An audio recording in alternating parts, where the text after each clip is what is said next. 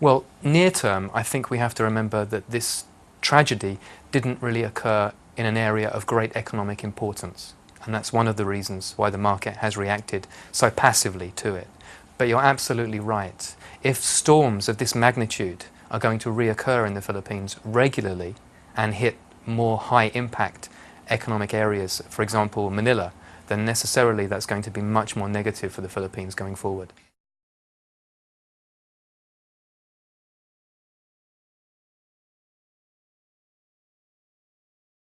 Well, at the moment, I think this is a frontier area where economists and climate scientists really need to collaborate in terms of creating long-range forecasts. And at the moment, to be honest, there's something of a Berlin Wall between them. There's not much cooperation.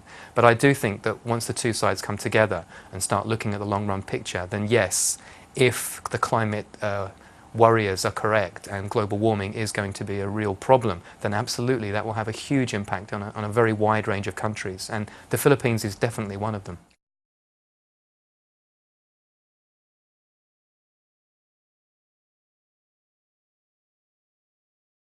I think it underlines the problems that the government still has in getting the country running properly.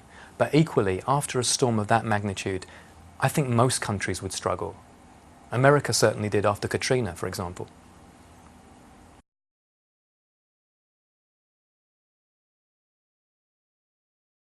Well, the biggest risk, really, is that the third arrow of Abenomics, which is structural reform, isn't fired at all and simply doesn't happen. The easy gains from the first two arrows, which was easy monetary policy and loose fiscal policy, have already been seen. But right now the government isn't doing very much about structural reforms. And if we don't see those, the impulse from the easy monetary policy and the loose fiscal policy will gradually fade, and then we'll be back where we started.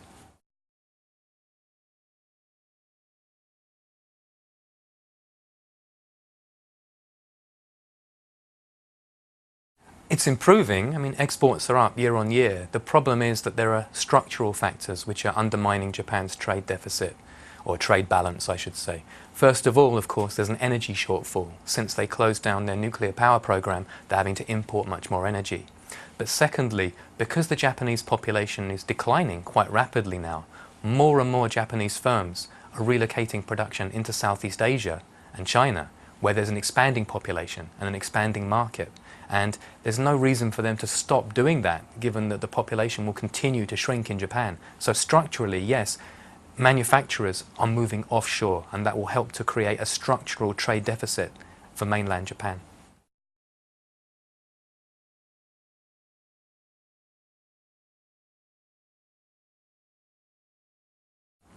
Like I said, they need to get serious about reform, but we're 20 years down the line and Japan still hasn't got serious about reform. And unfortunately, the easier that monetary policy is, the more that the Bank of Japan helps bail the government out, really the less incentive there is for the government to actually crack down and get on, or sorry, knuckle down and get on with reforms.